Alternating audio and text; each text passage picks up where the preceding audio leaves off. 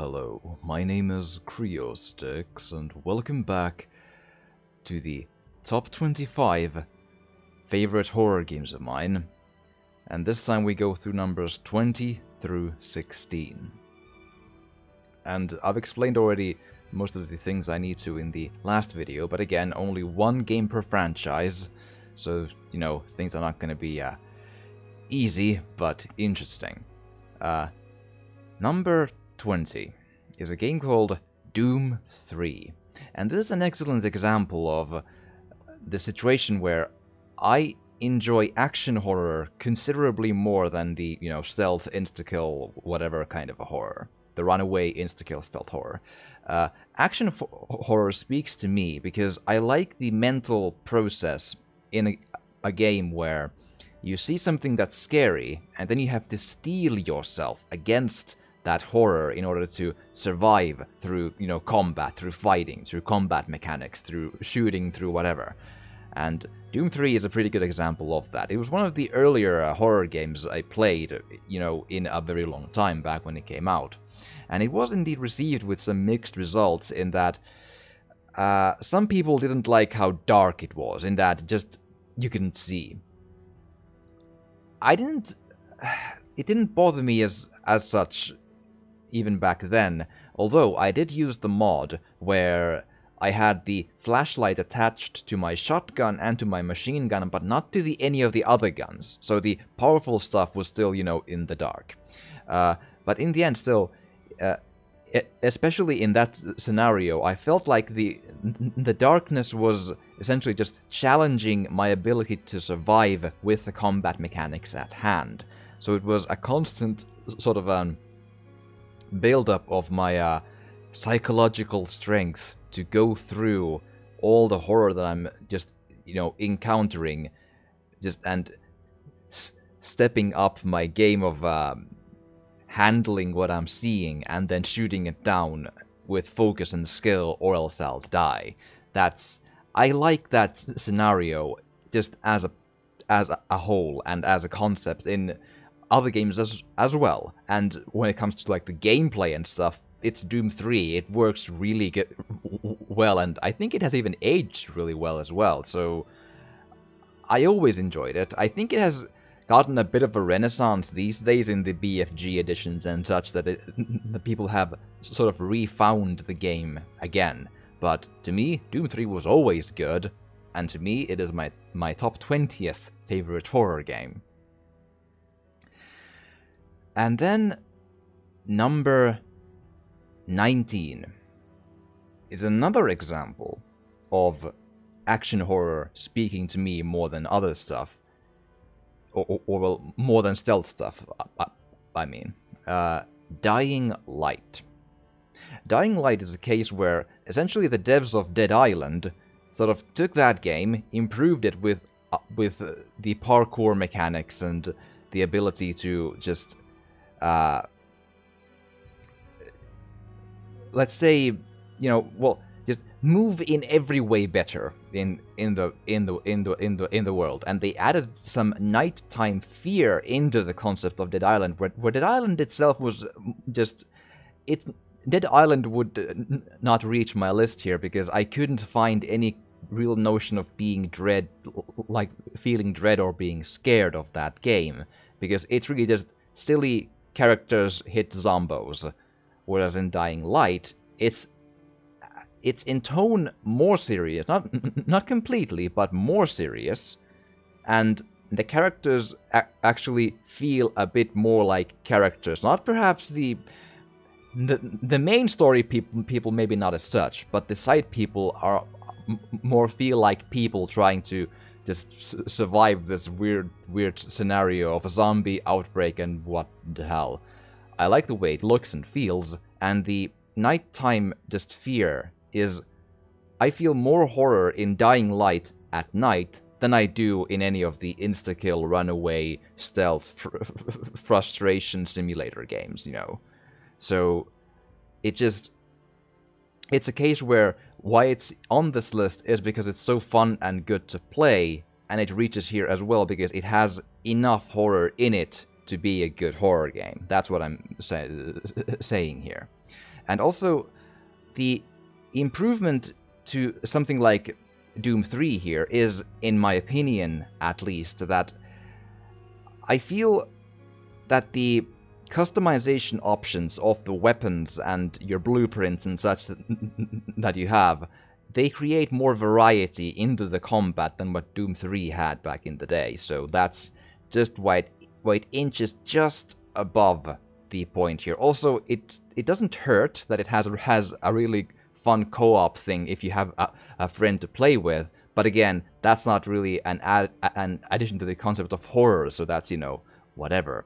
But nonetheless, with those points, Dying Light is number 19. And then we step away from the action horror, and now we get into, well, a game called The Park is number 18. The Park is, it's like one of those, how do I put this? I don't like the term, maybe, completely, but it has a bit of a negative tone to it, but it's sort of the tag that these games often get, is a case of the walking simulator horror, where you just FPS your way around, walking around the experience, and you need to then interpret and piece together what's going on, what the metaphors are that we're dealing with, and just what is wrong in the entire thing. I can't really go to a lot of like story details. The game starts, you're at a park, and a lot of horror happens. I don't want to go into more detail because the story is the thing you need to uncover and interpret for yourself. That like, okay, what is this, like, you know, telling me now? But the way that it unravels, or the way that I had to interpret the story, I found the story a harrowing and a stimulating experience at the same time. So it really just, it spoke to me in both what I found out in doing the experience and in just experiencing the game itself, seeing the horrors from myself and just going through all that. It has some jump scares, but not too many. So it's sort of a, I don't think it's a more harrowing experience than you would think of a walking simulator would be, in my opinion, at least. I don't want to perhaps say that whether or not you can die in the game, but let's just say that I really, really enjoyed this game, and it does not actually at least have, let's say, it's not exactly a frustrating game to play. Let's put it that way. And then we reach number 17, which is probably the strangest game, well, on this list, and which is number 17 is Deadly Premonition. Deadly Premonition is an interesting one in that it's, I have some notes here so I can try to remember what is going on, but yeah. The game is essentially like a combination of scary and silly. More silly, mind you, but still scary as well. And when it goes for the really scary stuff, at least I sure felt that, and I liked it. It's sort of a case of they add horror into an already, let's say, strange setting, where a number of things feel already very off and alien while still being somewhat familiar. It's really just weird. It's sort of at the same time a very laughable train wreck that you can enjoy. It almost feels like a combination of just things being put together by just sticks and duct tape and barely works, but it just still barely does, and the things that don't work so obviously are silly that it sort of becomes fun again, you know? It's so weird. Like, there's, like, the driving is just, like, what? And there's, like, a weird fishing minigame that's like, huh? What? But... and you, like, get, like weird small cash bonuses for, like, shaving your beard, facial hair. It's so weird. And it's sort of a... And you add to the train wreck the horror set piece things that you can also enjoy. And the whole thing has a weird, strange, and amusing Japanese twist to the whole thing. It's like, right. It's made by this. I think it's. I don't know if auteur is the correct word, but it's directed by this Japanese fellow called Swery, who also made the D4 Dark Dreams Don't Die thing, which I have played on the channel. It's been called to be like a Twin Peaks story made by someone who has only seen or yet heard Twin Peaks by listening it through a keyhole while very, very drunk. It's so... How can I put this? It's like... On one point, you're surviving against like these backwards limboing zombies with your pistol, like in a almost a Resident Evil game, and on other points you see these rather strange conversation cutscenes where people just jump on tables to be all excited about a turkey sandwich. It's like, okay. It's at the same time strange, funny, ridiculous, even almost broken, and awesome. I'm not the only one who has used the term a train wreck you can really just enjoy, and it's awesome. You have to see it to believe it. I think it's on sale pretty often, so it's probably not very expensive to get and try. But yeah, and I'm sure you can find Let's Plays of that, and it's amazing, and it's fun to riff off of as well, but it's also is scary. At least for me it was that as well. And number 16 is sort of... This is the not happy and funny game. Number 16 is I Have No Mouth and I Must Scream. If you don't know what I Have No Mouth and I Must Scream is, it's essentially a video game adaptation of a story made by Harlan Ellison, and Harlan was heavily involved with the game as well. And it's essentially a story where there's just shock value upon shock value, and it's like a sci-fi dystopian thing where all of the themes and all of the things that you're seeing are the most horrifying, heavy, and gut-wrenching and just soul-eating themes that just... You're not gonna have a happy time. You're gonna have a profound time. A time of horror that eats your soul away, kind of time. You know that feeling when you watch like Requiem for a Dream. That sort of a like profound, like, oh god. Okay, so even that might be a little, off as a comparison, but it's just the themes are hardcore and heavy to a T. So the story of the game itself, I might have to go a little bit into, is that the world essentially ended because a supercomputer took over called AM, killed everyone with ways, probably mostly nuclear waste, but still, and there are 5 people left.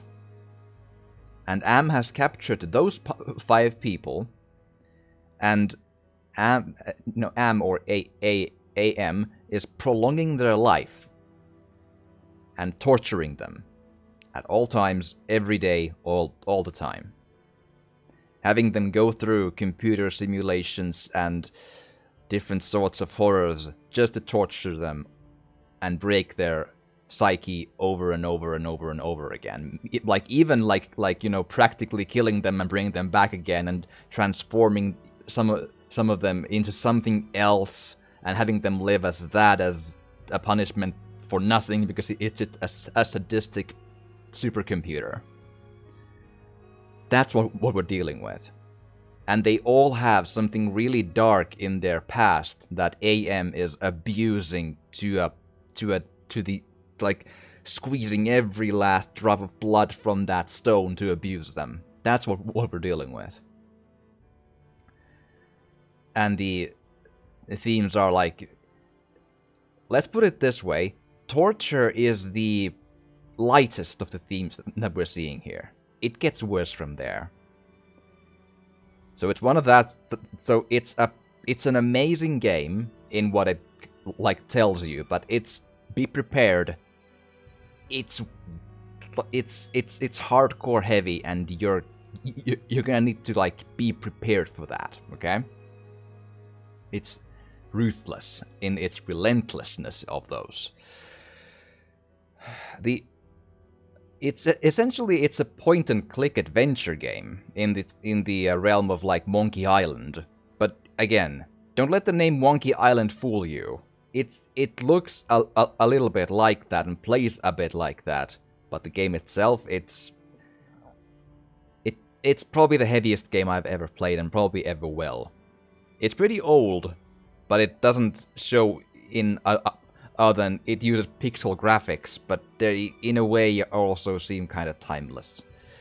The one minus I might mention is that it is also a puzzle adventure, obviously, as in point and click, and you might need to have a walkthrough to go through it.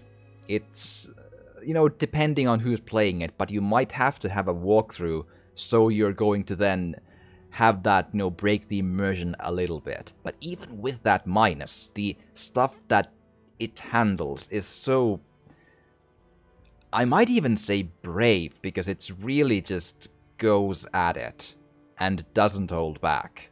That it just, ooh, it's hardcore. It's not for everyone, but if you can handle those themes, it's a cult classic for an absolute reason. I'm gonna cut it off the list again here, and read some comments and all that good stuff, and I'll return to it later, but not immediately, because I want to actually read some comments before going on, through this whole list. So I'll either address the comments personally just on the YouTubes, write them, or maybe I'll address some issues on the future videos, or maybe I'll even do a different vlog on the comments of this list. I don't know yet which I'll do, but one of those three, for sure. But I do hope you've enjoyed this, and if you have, please do drop a like or a comment, or even subscribe or share if you want to. It would really, really help. And thank you so much for watching, and I will see you again next time.